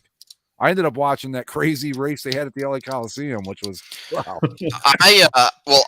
Last night I ended up aside from one brief little look in on the Pro Bowl, last night I ended up seeing Moonfall. Yeah. That was weird, Mike. I was literally, when you texted, I saw Moonfall and it was stupid. I was just literally starting to read a Moonfall review. So I thought that was kind of one of those. I definitely want your thoughts on Moonfall, Mike, when we get to, Pop Culture Corner, when we close out the show. But, oh, yeah. Okay. No. Ask away when we get there. Cause, that's a dumb ride. I've got some thoughts on that movie too. And I've not even seen it, but I still got some thoughts just on the trailer alone. So anyway, so Super Bowl, we all made our picks last week, right? I believe we did, yeah. Yes. I'm picking the Rams. Yeah, you because you like kicking kittens, that's why. Well, no, there's always like who do I think's gonna win versus who do I want to win, and like I'll granted I've been underestimating these Bengals this entire playoff, but like I don't like that offensive line against the Rams defense. If Joe Burrow's going to be, hounded all day, I don't see how that bodes well. So I think if they could quintuple team Aaron Donald with that line, it's not going to be enough. So they've either got to figure out some good rollout plays or something, because Aaron Donald's going to be on him it's going to be ugly, I think. Yeah, and as for who I wanted to win, I mean, again, I would say that as someone who doesn't have a dog in the fight, it is kind of a rare occurrence. It's like either way it goes, I think I'm going to be happy with it. Isn't that cool that you had that last year too, but like to have a year where there's no oh my God, I hate that fucker, or I want these guys. I mean, it's really nice. I'm happy with either team winning. I'd like to see the Bengals win, but I picked the Bengals. If you had to put a gun to my head and say, who do you really want to win? I'd say the Bengals, but right now I'm happy either way. Just give me a good game. I'm happy whoever wins. Well, as I said in the group text, after kind of going back and forth, who would my choice be? I think it would have to be the Rams, just because the Rams deserve a Super Bowl that is not tainted with St. Louis. Yeah, this would be the first Super Bowl won by the Los Angeles Rams. And if the Los Angeles Rams got their Super Bowl in LA, I think that would just put an exclamation mark on it. So I don't know. If the Bengals pull off what I would consider an upset and win, I'm not going to be mad about it. I'm going to be pretty happy with it. The Joe Burrow is fun. That Bengals team is fun, but as for who I'd like to see, I got to go with the Rams. So. Speaking of Joe Burrow for a second, I saw this come up on the boards. One of the guys, we were talking about it in the NFL thread, and he said that there are at least 10 teams in the NFL that would like to have Joe Burrow right now. And I'm thinking about it. I'm going, all right, I think there's actually 30 teams that, given the opportunity to get him, would take him. And I'm including the Rams in that. Not because he's better than Stafford or because Stafford's not good, because he's young. He's on it, and DG now pointed out he's on his rookie contract. This guy's the best value in football right now. So I'm just trying to think, okay, he said 10. I said short of Kansas City or Buffalo, who wouldn't want him right now? Can you think of anyone?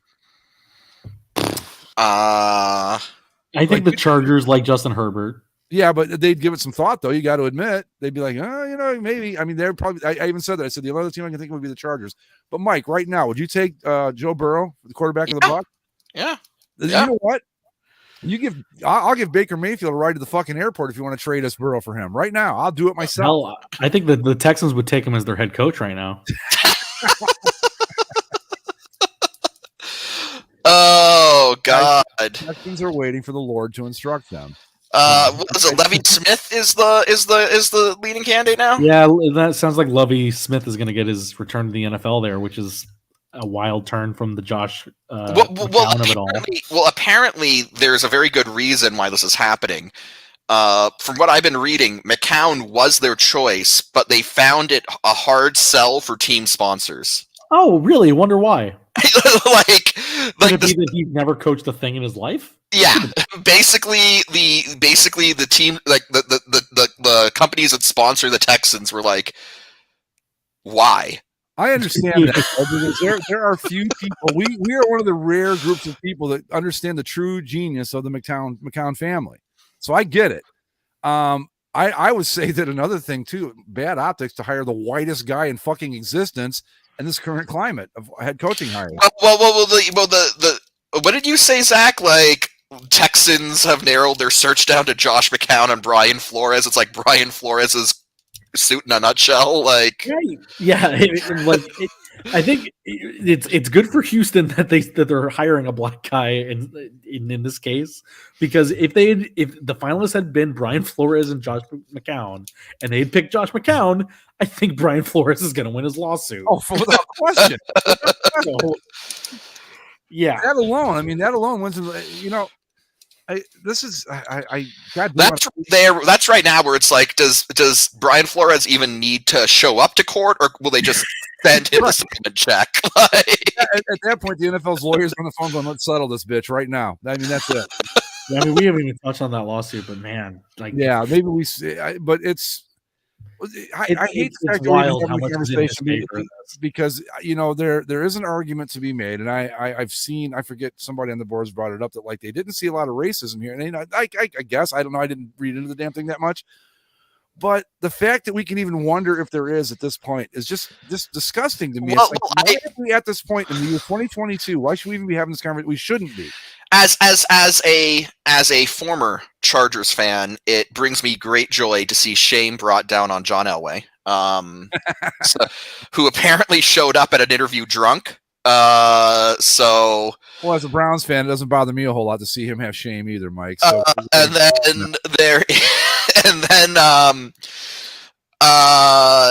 there's always the conspiracy that like Belichick is behind all of this, because it's like you look at it's like he's going after Flores is going after primarily the Dolphins and the Giants. One is an AFC East team that always gives the Patriots fits, and the other is a team that beat the Patriots twice in the Super Bowl. Well, and so I quite like the idea that, and Flores has worked for Belichick before, so that like Belichick is orchestrating this whole thing to basically scorch the earth. Yeah, hey, you know what? I wouldn't rule it out entirely. I rule it out mostly, but not entirely. Well, I'm just imagining Bill Belichick sitting there at his kitchen table, by his one laptop and coffee mug, with his dog, with a dog, orchestrating. It's like, okay, Brian, I'm going to send you the text now. Well, Zach, do you have the list of like head coaching hires in front of you right now, or do you know like off the top of your head? Because I've lost track. No, I can pull it up. It's, I know that I think almost all of them have been filled at this point. Did Eric Bieniemy get the job in New Orleans? No, they're hiring their defensive coordinator, who is white.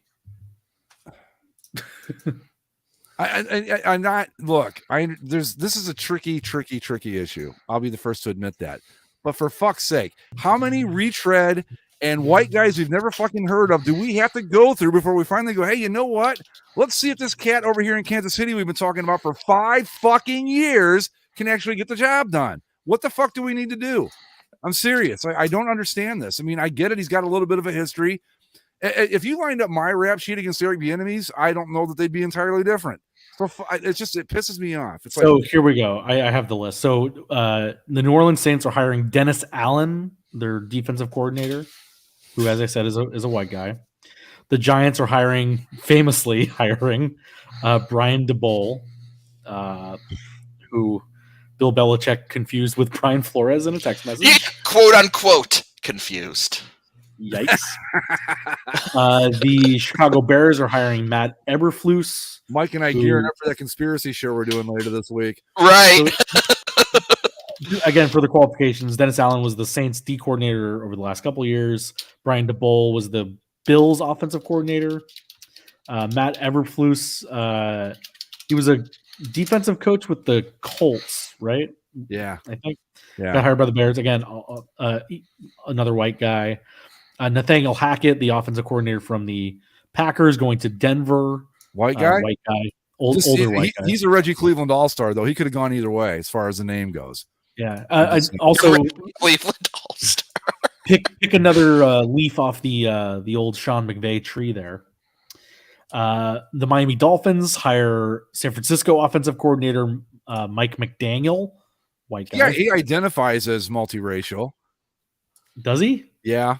Oh, right. That's right. But here's the thing, and look, good for him. I've never seen this guy. I gotta look it up. Okay, Mike. No. Mike McDaniel. Yeah, he is actually multiracial. That's right. Yeah, well, you know what? So am I. But if you look at me, you're gonna go, I don't know about that. Yeah. I don't know. He looks Mediterranean. Is what I'll say. Close enough. But that just goes to it's not even like a race thing. It's like, okay, you're hiring the San Francisco 49ers offensive coordinator after these playoffs? I gotta think you're a really big fan of passing when you're leading in the fourth. Is that what's going on? My thing is that I think that I know that I don't know if Flores has a suit here or not. I mean, because you may not agree with it, but you've got to allow for the possibility that this guy is the jerk they say he is. And he might just be tough to get along with, and that's why nobody wants to hire him. You can't completely rule that out. But this much I know for sure. Eric Bieniemy does not have that reputation. Yet he's not even getting a fucking interview anywhere.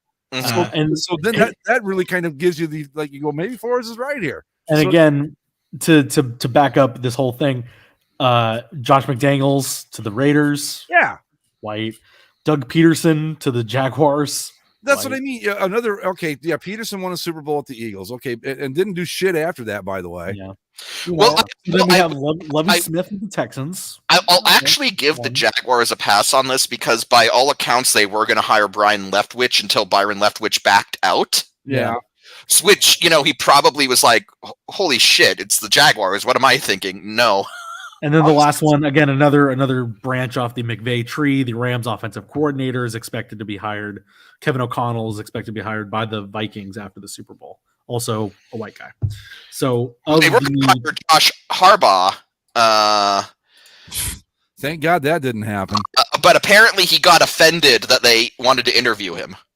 Well, yeah, good. Jim Harbaugh. I need Michigan, so this is fine. Of the 9 head coaching vacancies that we had this offseason, we're getting 1.25 black guys. Oh, no. Look, when you start talking about percentages and this kind of stuff, it never ends well. Just no.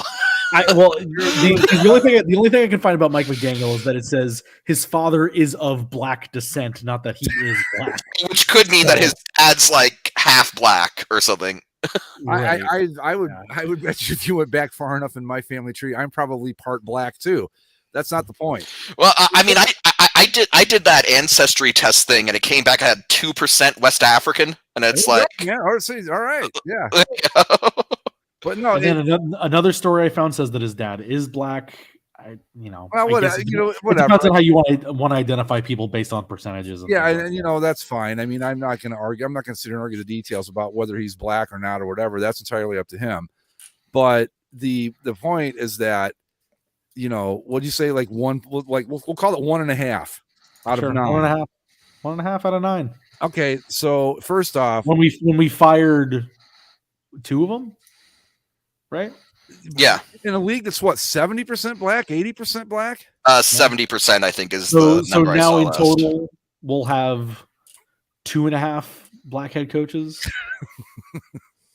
in the league. But here's my question, okay? Josh McDaniel, right? You saw the Patriots offense last year, okay? You saw Kansas City's offense last year, or this year, whichever way you want to refer to it. All right? Whose offense would you rather have if you're the LA or the Las Vegas Raiders? New England's or Kansas City's? There's if that's what you're going for. Hell, And not to mention the fact that this fucking idiot, like I said, hiring him's the easy part. Getting him to show up's the trick. Yeah. So outside of, look at the Niners. Outside of Debo Samuel's injection, what about the Niners offense really thrilled you? Nothing. I'm also opposing it, but yeah, nothing. I'm also going to put this out there that it is my ongoing theory that the reason Byron Leftwich backed out of the Jags job is because the Bucks essentially said, "Hey, when Bruce Arians retires, we'll give you the starting. We'll give you the head coaching job here." Basically, when all these batteries on these machines that are keeping him alive, when his life support system finally peters out, so I mean, I would say that I expect the Buccaneers to have probably have Byron Leftwich as a head coach sooner rather than later. Yeah. Which actually got me thinking, and I thought back, like, before Arians showed up, like, between Tony Dungy, Lovie Smith, and there's one other guy whose name escapes me, but, like, they've had 3 black head coaches in recent history. So, Buccaneers, symbol of, bastion of diversity. People keep saying that their D coordinator, Todd Bowles, is going to get another shot as a head coach at some point, too. Mm-hmm. Yeah, I mean, that's at least, if at least like Lovie Smith's a retread, Bowles would be a retread, but at least we're not going out and like the one, I can't think of what was that fucking idiot that the Chargers had? Norv Turner. How many fucking times did that guy have to fail before they finally went, you know what? He's not very good at this. And it just drives me crazy that we're having this conversation still in 2022. We should not be having this. It shouldn't even be an issue, but here we are still. And I keep harping on Eric Bieniemy, but for fuck's sake, what does the guy have to do? And spare me that he's got a past bullshit, because you know what? There are guys in this league. Take Kareem Hunt, for example, who, kicked the living shit out of a woman. And the Browns said, "Oh, you can come play here because Kansas City doesn't want you." Or how about Joe Mixon? I think that he's got a worse, maybe not as many incidents, but the ones that he does have are worse than anything Bieniemy did. What about Raheem Morris? Was he a head coach for a while? I don't remember. Yeah, he was a head coach with the Bucks. Oh, that was the other guy I was thinking of, Raheem Morris. So yeah, Raheem Morris, Tony Dungy, and Lovie Smith. Yeah, the 3 black Bucks head coaches. He's the defensive coordinator for the Rams right now. The Rams defense is pretty fucking good. Maybe you want to give Raheem Morris a look. Also, just to add into this pile, we got New Orleans Saints player Alvin Kamara. Yeah, got apparently arrested for battery at a Las Vegas nightclub after the Pro Bowl. So. You want some advice? Professional sports, don't have all-star games in Las Vegas. Just not a good idea.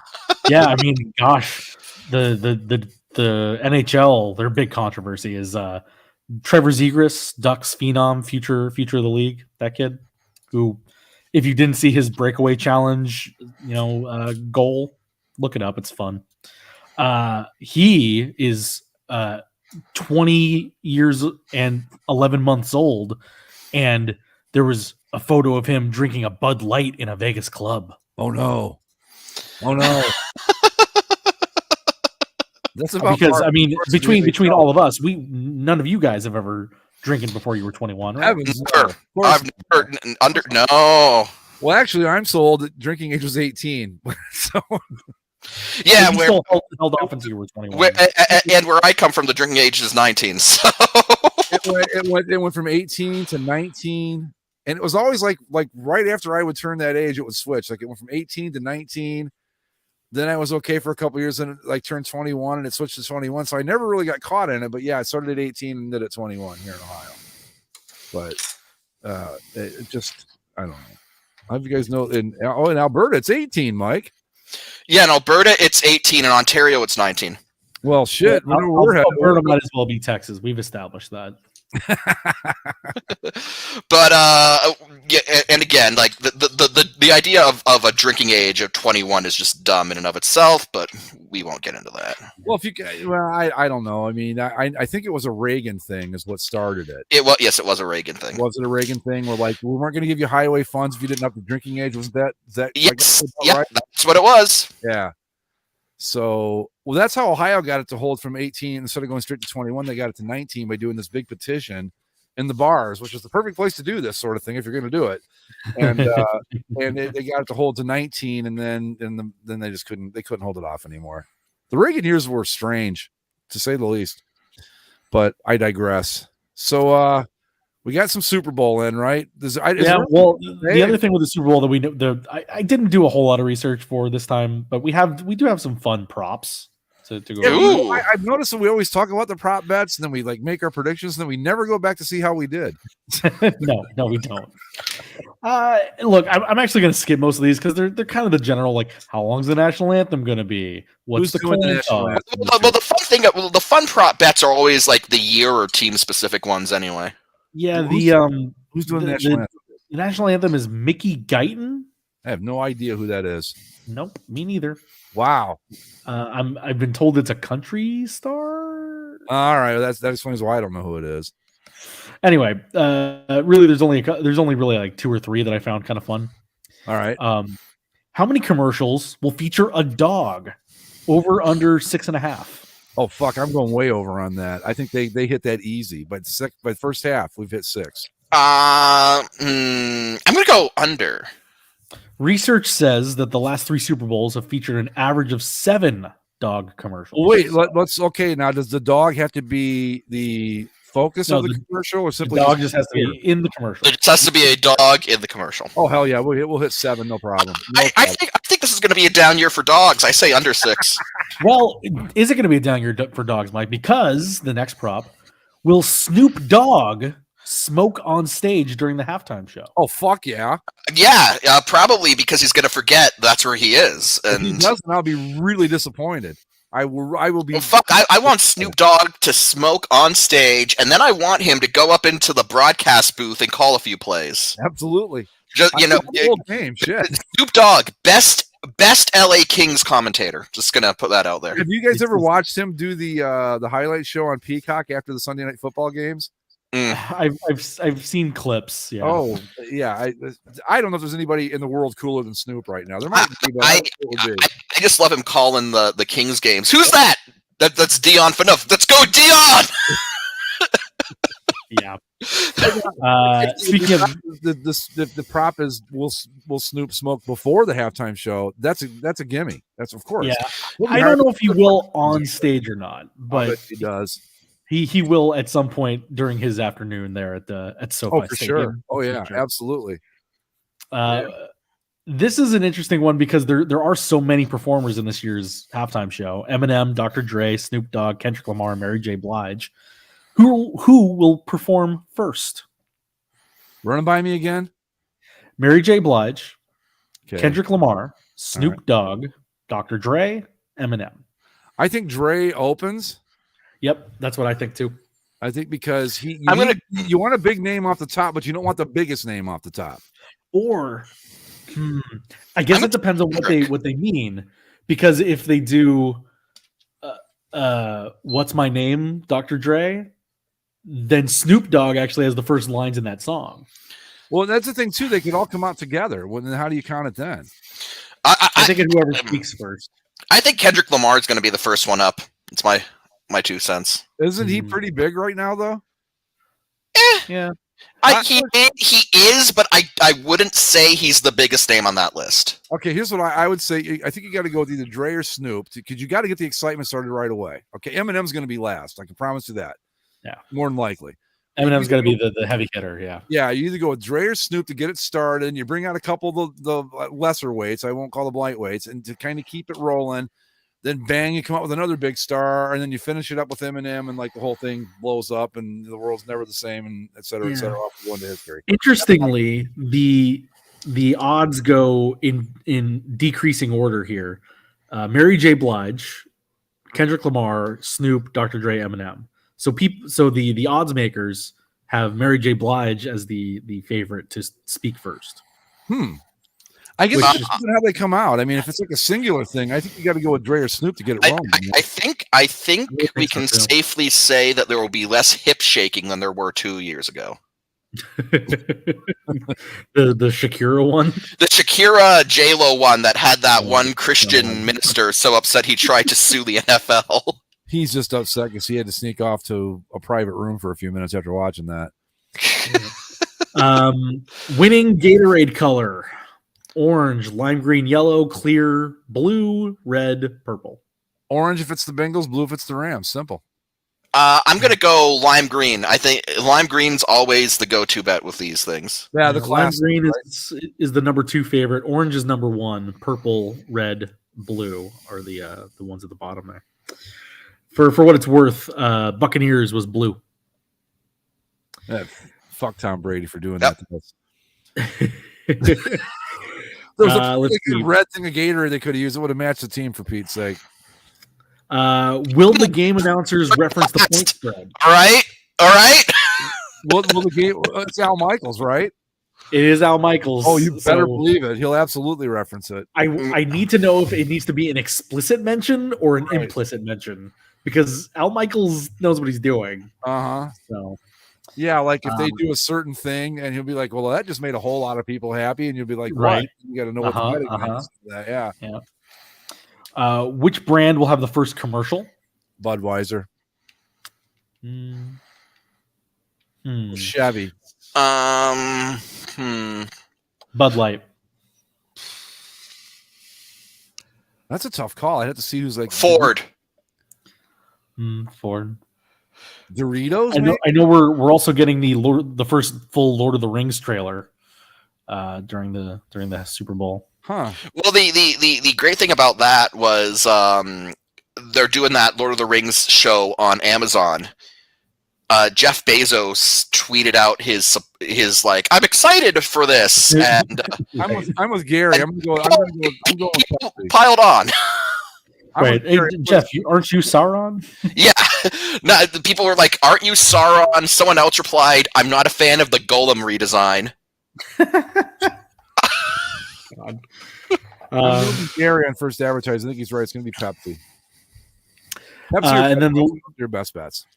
The last fun question here is: who will the Super Bowl MVP thank first? Team, family, fans, or God? God. If there's any justice, he'll thank Snoop Dogg for that fine blunt he had at halftime. But it depends on who the MVP is, right? I think it's going to be the God. God's always the favorite on these. If it's Stafford's religious, right? Burrow, not as much. Okay, Burrow, it's going to be the team. Jamar Chase, if he gets it, he could be like, man, me and Snoop, we burnt one at halftime, and fuck, I went off. That's possible. Yeah. Highly improbable. I think if it's Stafford, he's a pretty big team guy, but knowing all that he's gone through with his wife and family and stuff, maybe the family comes in there. Aaron Donald, who's really, I don't know what the odds are for him being MVP, but I'd put some money on it. If it's Aaron Donald, I'd probably say God. What are the odds of him being MVP? Do we know? Let me look. Because if there's ever a season where it lines up for a defensive lineman to just wreak havoc, it's this game. Yeah, I mean, if the Bengals O-line plays like it did against the the Titans when Burrow got sacked 9 times, exactly. If the Titans can do that, what do you think Aaron Donald and that Rams line is going to do to him? Yeah, I mean, like Aaron Donald and Von Miller done all day. All right, so the odds go: Matt Stafford, Joe Burrow, Cooper Kupp, and then Aaron Donald is plus 1,000. So that means if I bet $100, I make $1,100. Yep. Right. You know what? I'd put $100 on that. I would. Yeah. I mean, I don't know what Cincinnati can do to figure out how to stop him, because you know what? The best offensive lines can't figure out how to stop him. So what are they going to do? I mean, shoot him, I suppose, before he comes onto the field. That's your best bet. And if there's one guy on this team, if there's one guy in the Rams that's more motivated than anybody, they've said it out loud and talked about it for several weeks now. This team wants Aaron Donald to win a Super Bowl to cement his legacy as truly one of the great defensive, greatest players that have ever played football. And I think they want to give him that ring. that would cement it for sure. But I don't think there's much of an argument, even if he doesn't win it. He's right. But good. it's one of those things. Yeah, I get you it. have the ring. You have the ring. Then it's like, what else do you say? Right. Oh, he never won. No, he went to 2 Super Bowls and he won. Well, and hell, he was MVP. This whole game really comes down to just that. If Cincinnati can somehow keep Burrow upright, they've got a good shot.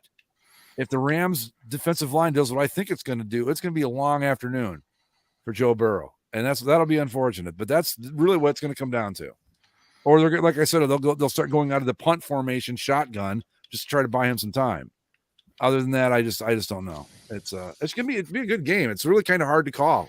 It's not obvious to anybody. You know what's going to happen. So who knows? I'm looking forward to it. God, the uniforms are going to look good. This is perfect. Yeah. I don't care who wins. It looks good. Let's have it. Oh, the stadium looks good. The field looks nice. Yeah, everything. Yeah. That stadium's something else. I take umbrage with the field. They went so basic on the Bengals end zone. Yeah, put stripes in there, did you? Yeah, they need to put stripes in. Come on, I understand why they, bland up the end zones and make them, fit the aesthetic of the game and the logo package or whatever. But I also don't know why you don't just take the home teams and like the end zone from their home field and just do it. I think they want it uniform to a degree, and which Right, but like there'd be nothing wrong with the Rams end zone looking like the Rams end zone and the Bengals one looking like the Bengals. Like, I think it'd be cool. Like if you had the home, like your actual, it's like with the turf field, you could do it. Your home end zone, on the field, which is how Madden used to do it. At least if you played in the Super Bowl, because they just recycled the image files. Yeah, so that would look nice. But yeah, that stadium that you guys have out there, Zach, is pretty freaking amazing. It's nice. It's pretty awesome. Yeah. I wish I was a more well-off person and could actually afford to go. I was looking. I saw a ticket price chart that went around. I don't know if it's real or not, but it was on Twitter. And like seats were like between $9,000 and the cheapest were like $3,000. Yeah. No, the cheapest tickets I saw were 6 or 7. Yeah. Yeah, I mean, I wouldn't pay that much to go watch Hedley Lamar's Falcons lose to the Patriots again. It's wild how expensive the stuff is, and and literally how little like the teams involved actually get. Oh yeah, tickets. Like I think each team only gets like 17% of the tickets. Yeah, well, this is basically the Super Bowl. This is what I'm assuming. It's a big reward for all your corporate sponsors and like the Pepsis, the Budweisers, the big huge corporations that make the thing run, and for executives and all that. It's just wrong. Yeah, it is. I agree. Like sports are for the fans, and this is the only. I mean, I guess aside from maybe the national championship game in college. Put the rich white guys up in the fucking the luxury boxes and get them the fuck out of the way and let us fans back. It wasn't always like this. It's been a sure. I won't say recent like in the last 5 years, but this has evolved over 30 years or so. Because like I told you guys a couple weeks ago, we had a chance to go see the Super Bowl at the Silverdome in 1981, and it wasn't because we couldn't get tickets. It was like I don't want to pay that much to drive to Detroit when it's going to be 4 fucking degrees. and Pontiac was a good Toledo to Detroit proper, like downtown where Joe Louis used to be and Tiger Stadium and all that's 45 minutes. But to get to Pontiac is another hour on top of that. And it's like, nah, and we knew the weather was going to be bad, but it was that easy. And now forget it. You couldn't do that if your life depended on it. No, I understand that they need to, glad hand the sponsors and all that, but like yeah, but they have to do that with like everybody that works for the fucking sponsors too. It shouldn't be the majority of the ticket sales. Yeah. Like you should have like a 60-40 split and 60 being for the teams. Yeah. At least. Yeah. Minimum. But well, it is what it is. But I mean, you could go if you want to blow 10 grand, I'm sure. Sure. Yeah. I'm sure there's ways to get in clearly, but it's not something that that I can do. those halftime volunteers, but I don't think they get to stay and watch the game. They just go in and they like help set up and tear down, and then like, no, fuck off, get out of here. It's like, no, let them at least stay and watch the game for Pete's sake, you know. I actually feel bad for like the people that go and work Radio Row for these things for like the week, and it's like, even if you're the radio host, you're there all week, you're in the Super Bowl city, you're talking to Super Bowl people, and then you just go home on Saturday. Yeah, there are very, very few radio. I mean, I'm sure Jim Rome probably will get to go see the actual game. Yeah. But I'm trying to think of like another sports talk show. Dan Patrick, if he's there, if he wants to. Yeah. You know, Simmons will be there, but I think Simmons bought his way in. I don't think he's there because of the Ringer or anything. No, I think he bought tickets a while ago. So very few, yeah. Like if we were doing this show on Radio Row, they'd be like, "You guys can get the fuck out of here now." Saturday night, time to go. I'm curious. I'm just gonna go on the beef games. I'm going on StubHub right now just to see if your best option would be day of game, but you're still going to be paying a lot, and there'll be a lot of people there trying to do the same thing you're doing. Yeah, no, there was no way in hell that it would ever be worth it. Let's see. Cheapest ticket available on StubHub right now is $47.95. Wow. And that's row 19 of the upper deck, which is, I think there's like 24 rows in the upper deck. Yeah. If I ever hit the lottery, I'll make sure I'll buy us a box at the next Super Bowl. But short of that, it ain't happening. I mean, we'll have basically a sports show box. You know what? We're going to rent a fucking chimp to be in that room with us if it ever happens. Us four, our loyal weekly chat listeners will all be there, and a fucking chimp. Bet on it, and just wait and see. That'll be sirloin. And sirloin, right? Sirloin. Yes, why do they have this fucking bull up in their booth? All right, let's move towards wrapping it up. Pop culture corner. Yeah, go ahead, Mike. Tell us about Moonfall. Moonfall. Okay, so how many? You guys have seen Independence Day, right? Yeah. Oh yeah. Then you know the plot to Moonfall because they basically maybe not the plot, but like the story beats are almost exactly the same. So there's aliens hiding behind the moon. Well, here's the thing: the story beats are all the same from Independence Day.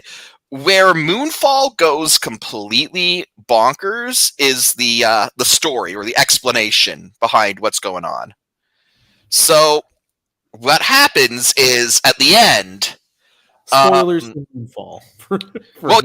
So the moon like juts out of orbit, and they estimate it has like 3 weeks until it like breaks apart and crashes into the Earth. Okay. And so that's scientifically correct. I'm sure. Been vetted. And so they have Patrick Wilson, who plays this disgraced NASA astronaut.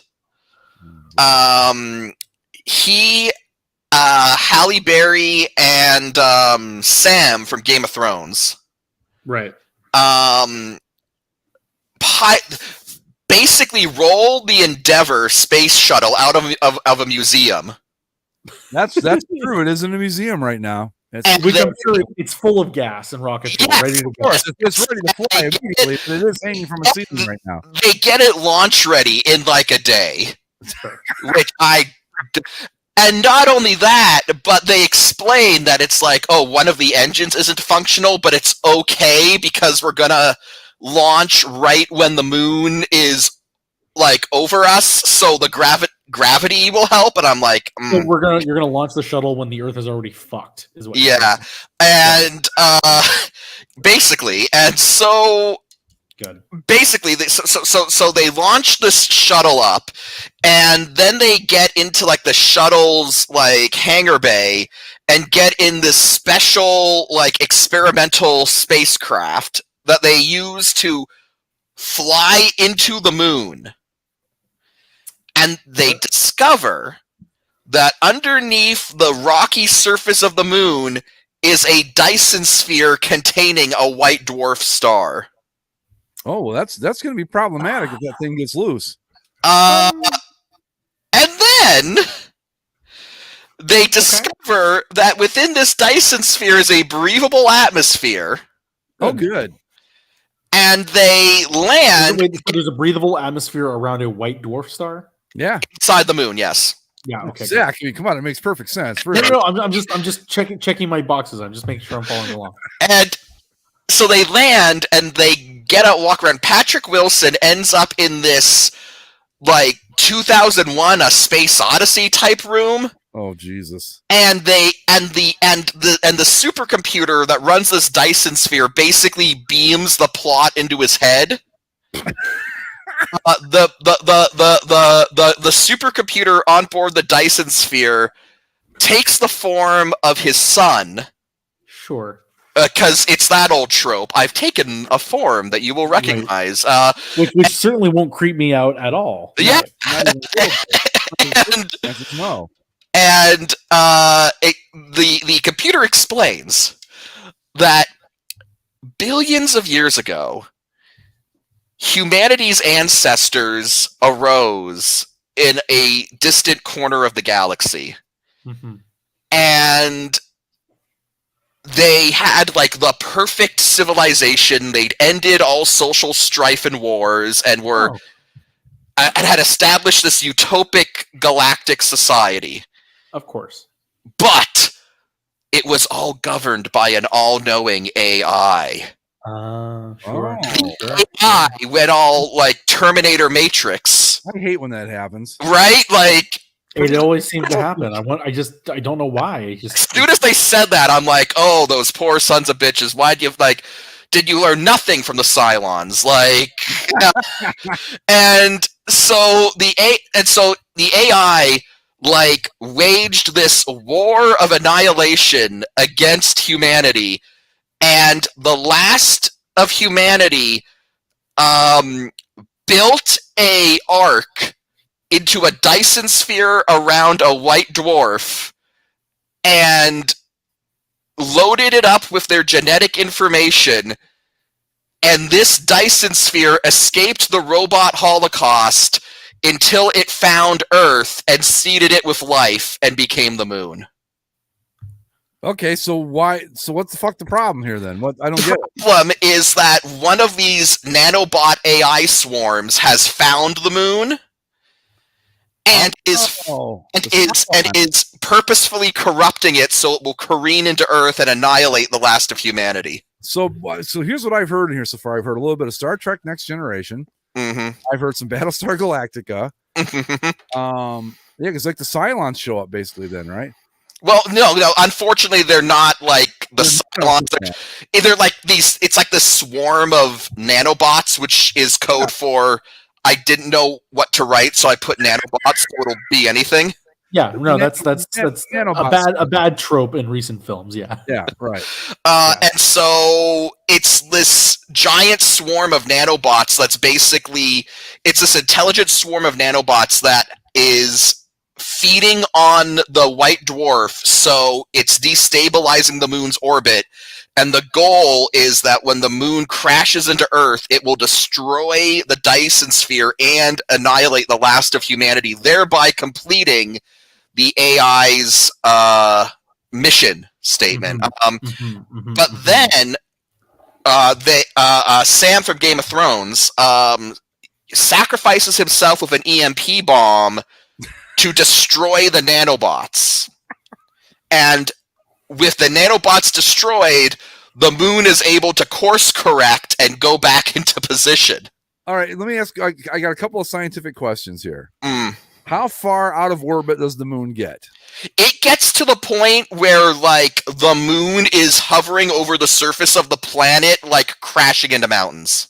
So we're already fucked. The fact that this movie had the gall to say, "Oh," and then the moon went from that to back into its normal orbit, and everyone is fine. It's like, no.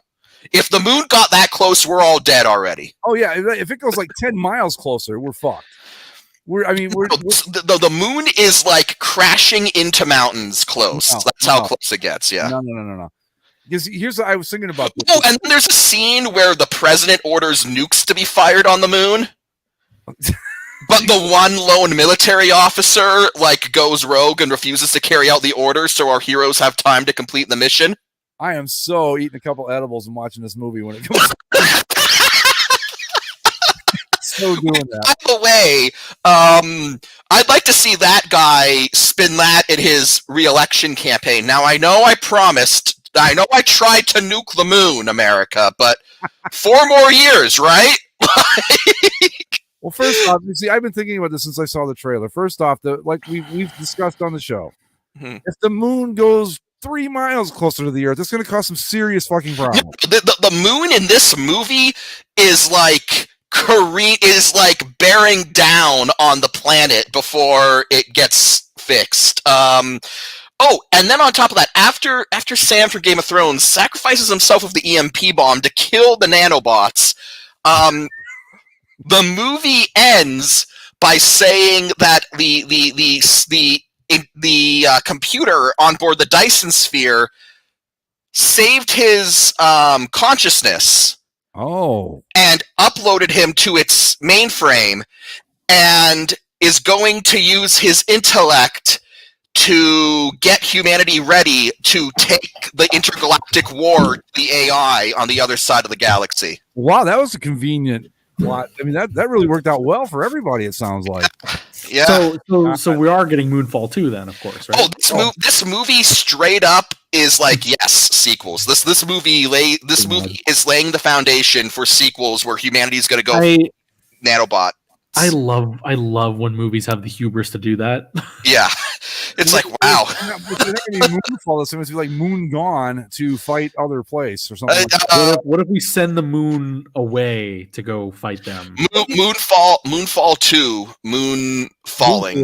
Moon Boogaloo. Moon Boogaloo to another galaxy.